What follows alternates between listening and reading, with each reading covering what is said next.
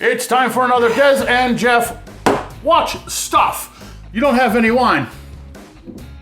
Would you like some, dear? Sure. All right, here we go. Oh, fancy. Oh, yeah. I'm not even doing it right. There you go. Twist it like that. All right, there you go. Yeah, I'm done being fancy like that. No. Fancy no, like the no Applebee's fancy like. and the Frosties and the fancy. Okay, that's my song. Oh man, I forgot to practice that last night. Okay, no one wants to hear about that. Everyone wants to hear about what we watched this week or last week. Actually, it was last week. So yeah. So this is Des and Jeff Watch Stuff, where we're going to talk about movies and TV shows and streaming stuff and anything we watched in the last week or so.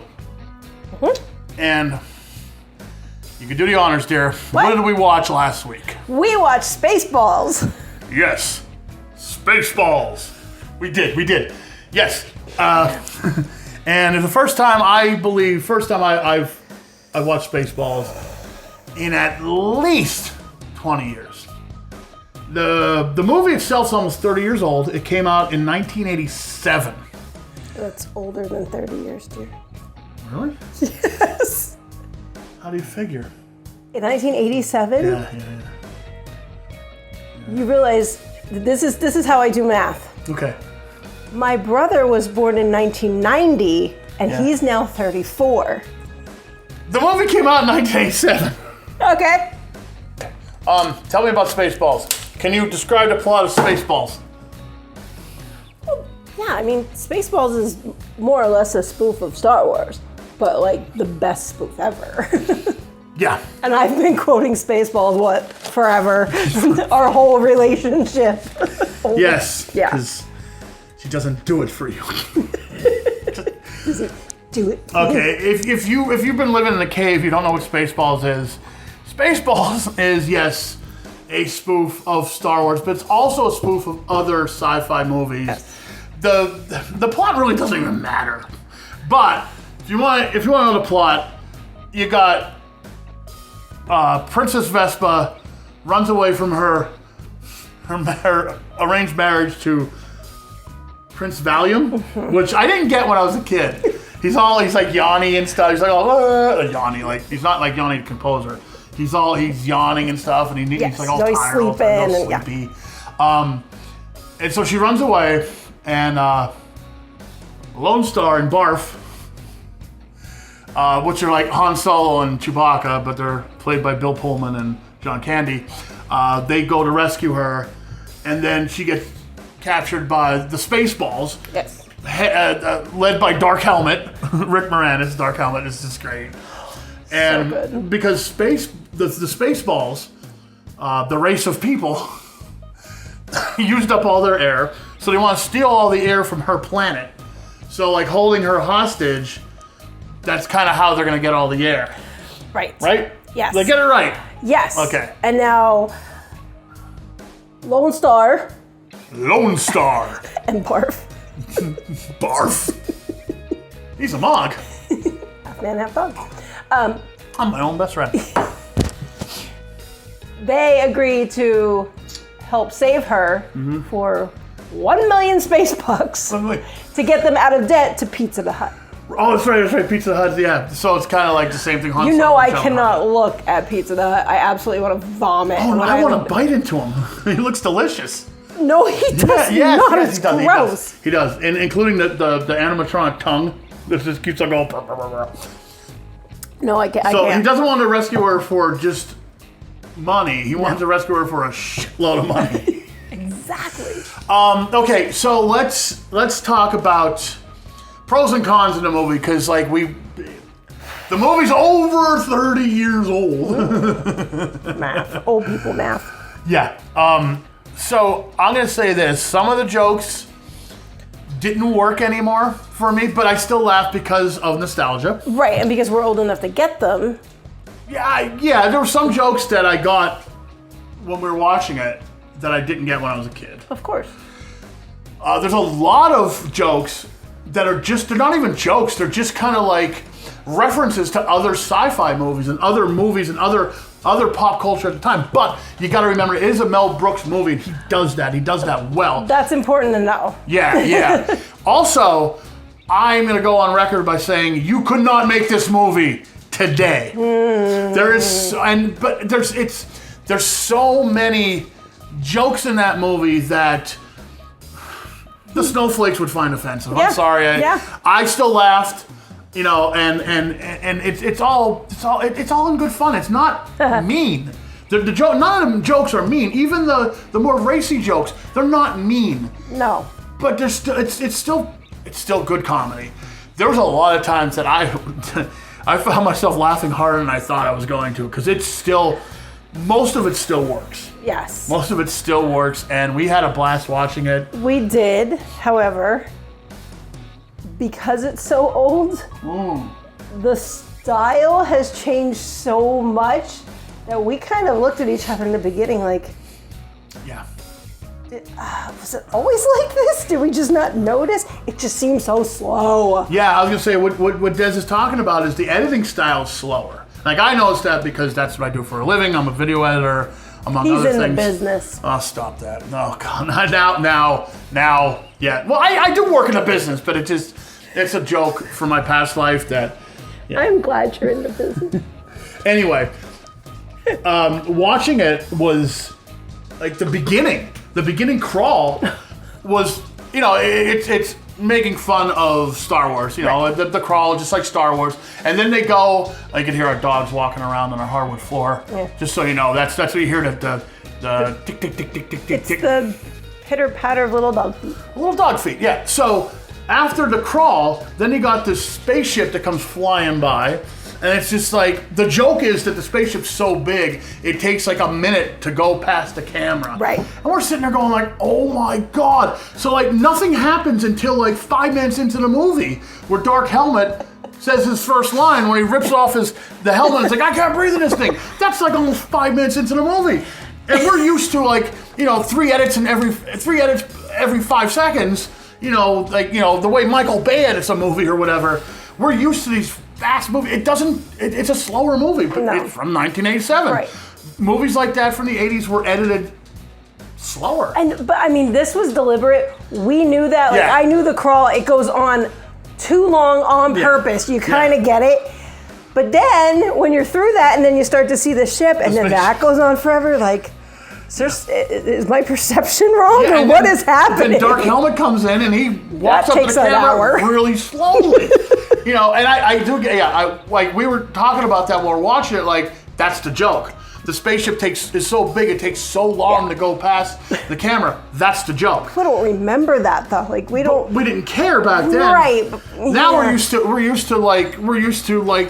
YouTube Shorts and Facebook Reels and Instagram and TikTok. Mm-hmm. That real quick stuff, quick edits and stuff like that. And this movie, it's the only con I have for that movie is it's edited in the style of the time where it was. It's slower. That's it. Yes. But we had to kind of like double check each other, like, are you feeling that too? Like, or is my brain slowing down? And so, you know, she was like, I didn't realize it was this long. Yeah, well, that's... The rest of the movie picks up from there, though. It doesn't do that, you know, for 2 hours. And I also liked how it, like, really predicted the merchandising thing. You know, especially, I guess, in 1987, merchandising was the thing, and that's like... You know, like Star Wars really started that, and it just like took off, and all through the 90s, like it was all about merchandising, you know, and merchandising, yeah. And so when you get to the point of the movie where they talk about yogurt instead of Yoda, he's all about, like, you know, the action figures and the flamethrower and the lunchbox and this and that, and it still rings true today, which is funny, you know, and hopefully. Because Mel Brooks he's old. You know, hopefully he could get Spaceballs 2 finished, because it's in the pipeline now. I mean, he talked about it in the movie, Spaceballs 2 to search for more money. And then I remember years ago he mentioned he was going to do Spaceballs 3 to search for Spaceballs 2. And that kind of collapsed. But now he's going to do a new Spaceballs, which I can't wait for. I think it'll be fun. Unfortunately, John Candy's no longer with us, but Hopefully you get Rick Moranis back, at least. And Colonel Sanders, whoever he was. I don't know the actor's name, but he was great too. But yeah, the comedy is your normal Mel Brooks comedy. There's some, kind of sexual innuendo kind of thing, a little sex talk here and there, And nothing compared to what you see now, though. Exactly, but some of it's a little harsh. But that was the time. Just the jokes are, they're a little racy, but that's Mel Brooks. That's what. Watch Blazing Saddles. You think Spaceballs is offensive?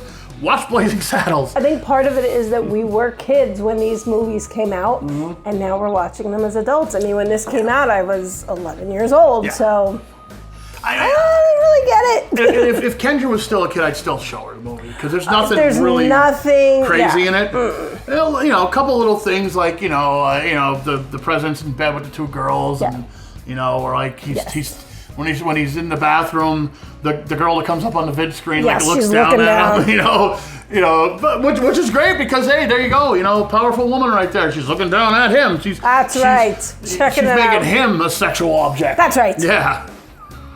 That never happens in this house. I don't know what you're talking about. Ooh. Oh boy. Hey, you should pour me more wine. Oh boy, yeah. Okay, this wine bottle was full when we first started shooting the show. Antler Ridge Winery, we like your wine. This is what's happening. I have some beer from Last Minute Brewing. Which one you got there? This is the Hazy Triple India Pale Ale. It is called Rock Out with your clocks out. Is that what time it is? Not yet. We didn't review Roller Town yet. But we should. So if you funny comedy, just goofy Mel Brooks type comedy, in the same vein as Blazing Saddles and History of the World and all the stuff that he's done. He's a genius. He's a comedic genius, and he's still kicking. I mean, he's an old dude now, but he still does stuff, which is great. And the movie is great. I enjoyed it more than I thought I was going to. Sometimes going back and doing like a little retro watch of movies that you enjoyed in the 80s, that doesn't work out so good. No, sometimes no. But every once in a while I get that urge. I'm like, okay, I want to watch a movie I haven't watched in a long time. And I've been introducing you a little bit to stuff that I really enjoyed back then that you haven't seen, movies that you haven't seen. But we decided last week, and we were just scrolling through, I think it was on HBO Max or something. We're scrolling through, I'm just like, hey, let's watch Spaceballs. Yep. I was just scrolling through it, we didn't know what to watch, and it was just random, we didn't plan it, and I enjoyed it.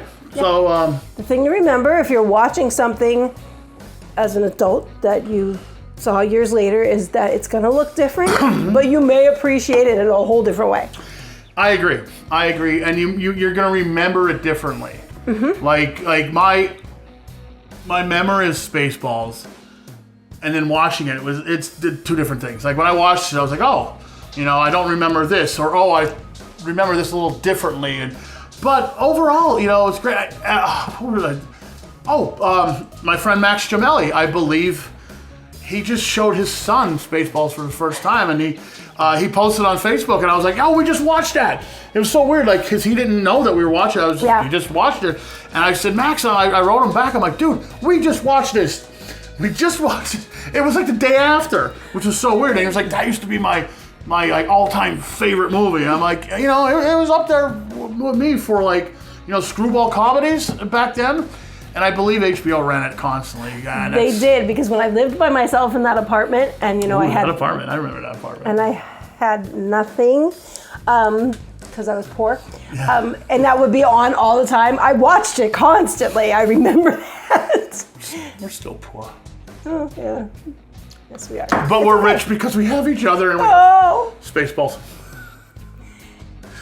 Yes, and I always noticed something. I noticed when we watched it, when Bill Pullman speaks, he talks like this. I don't know why. It would start to bother me actually. Some of the acting's pretty terrible. Actually, but I think it's On purpose. Yeah, I think so too. And they also you think it back to then, they knew what kind of movie they were in. Yes. You know? Oh yeah, they nailed it. Yeah. And I remember watching it as a kid and seeing, what's her name? Princess Vespa? Yes. Daphne something. Zuniga? Okay. That's Daphne it. something. Yes, Daphne. She was...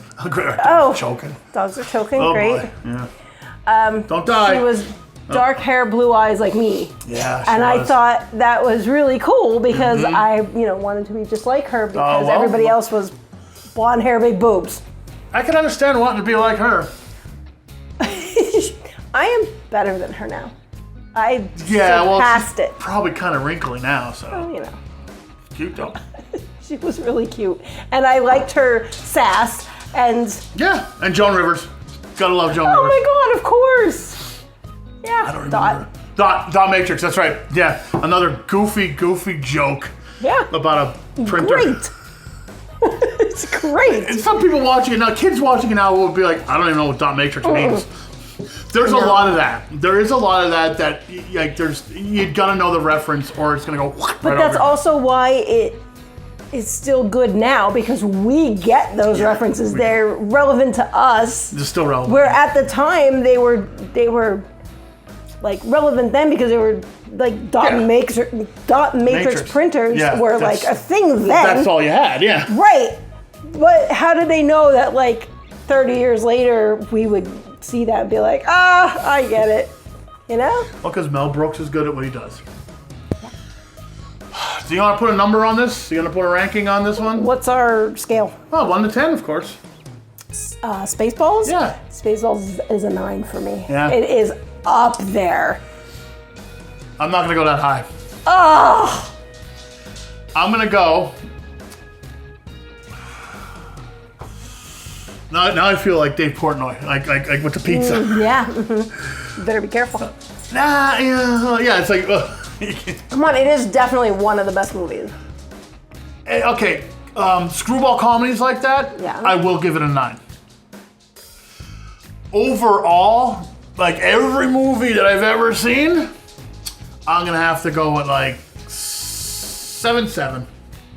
Well, that's where our frame of reference is different because you've seen so many of those. Yeah. And I, like we've said before, I'm very picky with my time. Stupid comedy, stupid humor, not a big fan. I get annoyed with it.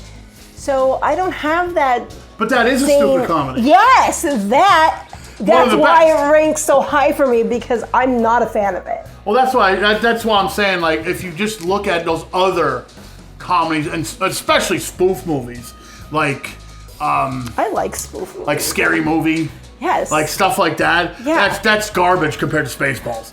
Yes. That's like it is.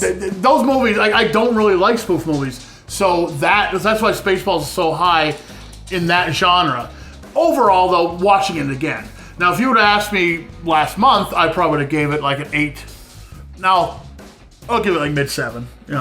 Because some of it didn't work for me. Didn't do it for you. It didn't do it for me. Come on, you walked right into that. I know. I did it on purpose. Did you leave that open for me? I did. Right open. On purpose. All right. Purpose. We are done with our review because, like always, it's time to order food. Yeah, we're going to start doing shout-outs to our whoever we're ordering from. If you do it good, we'll do a shout-out on the next episode. All right. It's time to go.